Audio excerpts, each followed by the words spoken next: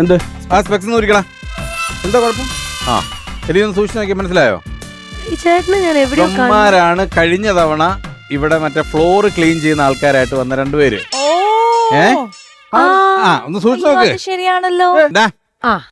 എന്റെ മേക്കപ്പ് റൂമിൽ നിന്ന് എടുത്ത എന്റെ വാച്ച് എവിടെ?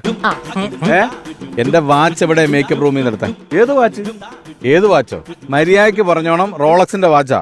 കണ്ടോ, പരസ്പര വിരുദ്ധമായിട്ട് കാര്യം സംസാരിക്കാൻ. എന്താ പരസ്പരം ആദ്യം പറഞ്ഞത് അദ്ദേഹത്തിന്റെ വാച്ചെന്നാണ് പറഞ്ഞത്. അതെ, പറയുന്നത് റോളക്സിന്റെ വാച്ചാണ്. ഇതെന്താണ് എന്തെങ്കിലും സംസാരിക്കുന്നത്? എന്റെ റോളക്സ് ആണ്. നിങ്ങളോട് അത്രയും സ്നേഹമുള്ള ഒരു മനുഷ്യനാണെങ്കിൽ അദ്ദേഹത്തിന്റെ വാച്ച് മേടിച്ച് നിങ്ങൾ പൊങ്ങച്ചം കാണിക്കാൻ വേണ്ടി അത് മേടിച്ച് കെട്ടുമ്പോ അത് സൂക്ഷിച്ചു വെക്കാനുള്ള ഉത്തരവാദിത്തം നിങ്ങൾ വേണം. എടാ റോളക്സ് കമ്പനിയാണ്. അത്രേ അടുത്ത കമ്പനിയുള്ള റോളക്സ് ആ വാച്ച് നിങ്ങൾ സൂക്ഷിക്കേണ്ട നിങ്ങൾ ഉത്തരവാദിത്വം അല്ലേ? എന്റെ നെഞ്ചത്തോട്ട് എന്റെ ചെറുക്കന്റെ നെഞ്ചത്തോട്ട് അതിന്റെ എന്തിനു പോലീസിനെ വിളിക്കും?